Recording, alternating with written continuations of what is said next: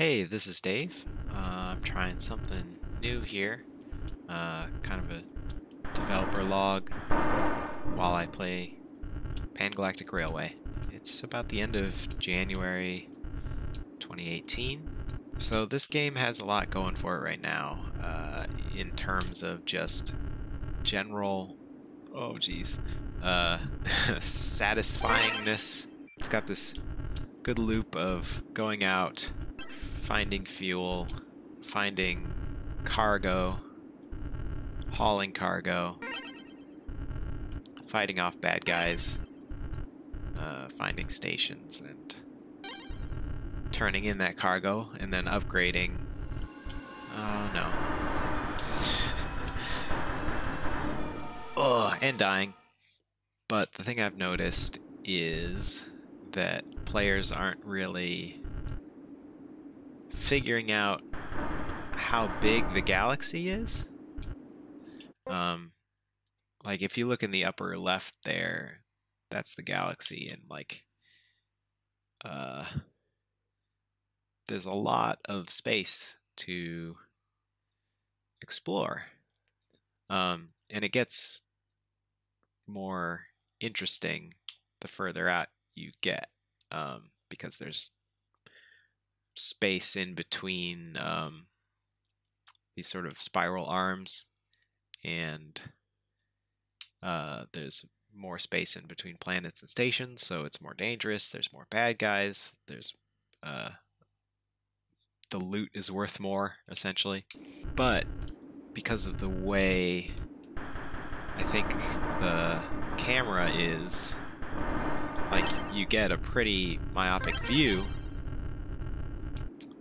of the game, and so people are like, oh, I'm a little spaceship and there's a planet and I'll just hang out near here. And some playtesters like never saw a bad guy, because they're just not really exploring. I need a way to motivate players to explore, and so I've been working on a quest system, because I guess the best way to describe what's going on here is that it's kind of like an open world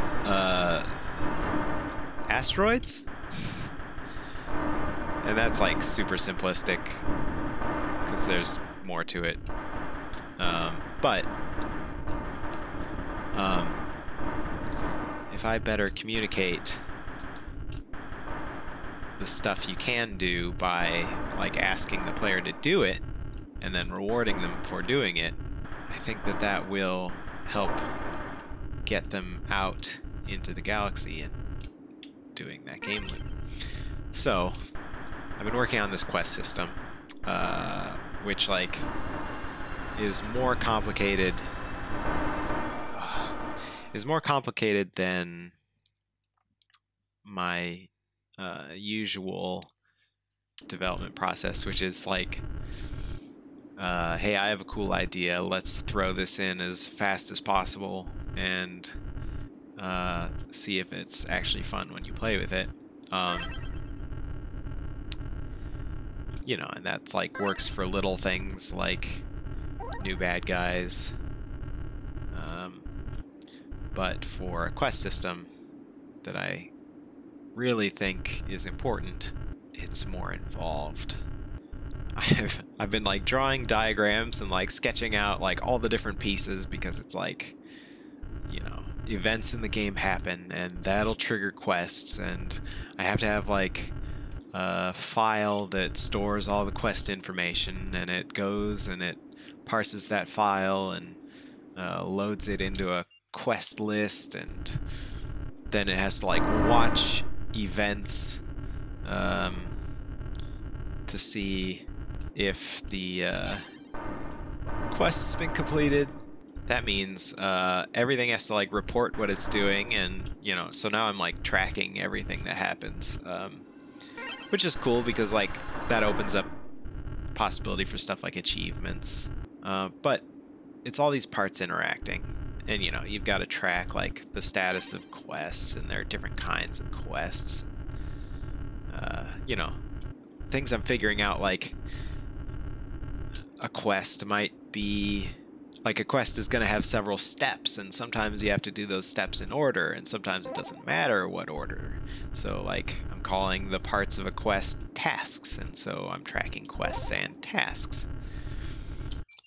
And it's more complicated than I think I anticipated. And I was watching a video, it was Tim Rogers talking to Bennett Foddy while they played Getting Over It with Bennett Foddy, and Bennett pointed out that that game has no systems, and like pretty much all static objects, and that's the way to do it.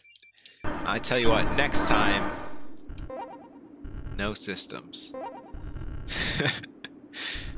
You know, I love playing with systems, and it is cool to see how they interact when you actually make them work, but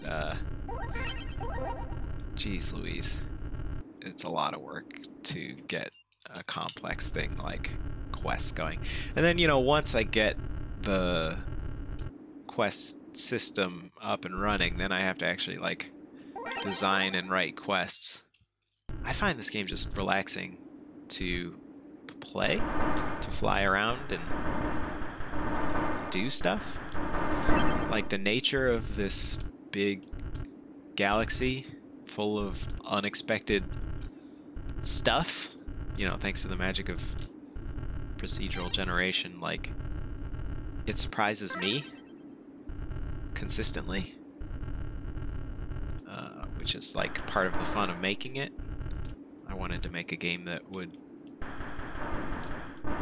surprise me. It's fun to develop and it's fun to play for me. But the thing about this quest system and like this tracking system and all this stuff I've been adding lately is it's not very shiny. Like, it's not shiny at all. Like, you can't see it. It's all invisible right now. Eventually the quest thing will be, you know, it'll actually show you all the stuff it's doing behind the scenes. Or at least some of the stuff. It'll be like a quest tracking screen or whatever. But right now, it's not like something I can show off on Twitter. I'm just gonna run away from that mess. Oh, jeez. It's not something I can show off on Twitter or in a screenshot or anything right now. And that's the stuff that gets eyeballs on a game. The difference in interest between like, hey, I've got this really fun thing, and hey, I've got this really pretty thing is so huge, because you can't show off like a fun thing, really. Because like in an instant, it won't catch anybody's eye. Unless it's like something super obviously fun, you know, or ridiculous. That seems to be, that catches people's eyes if something's ridiculous. But yeah, that's Twitter's been really interesting for me from like a marketing standpoint to really see what sells a game. And it's like visually really obviously shiny, juicy, fun looking stuff, and I am gonna die if I don't repair.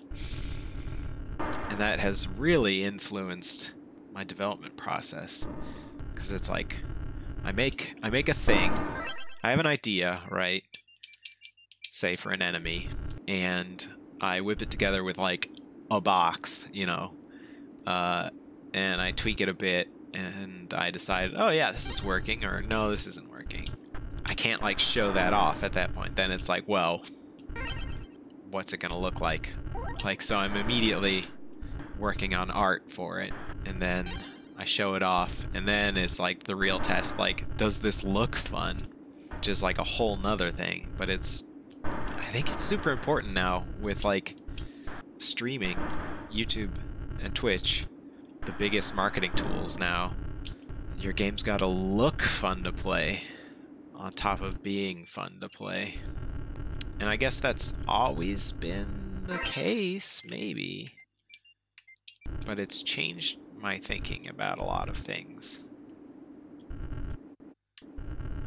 And I think it's really improved this game.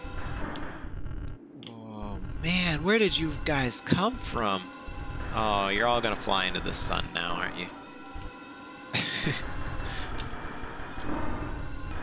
Why don't you fly into the sun, buddy?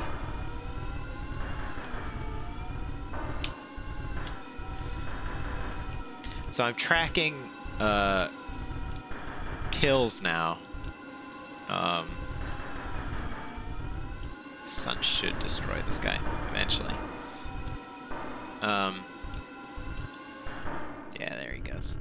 I'm tracking kills now.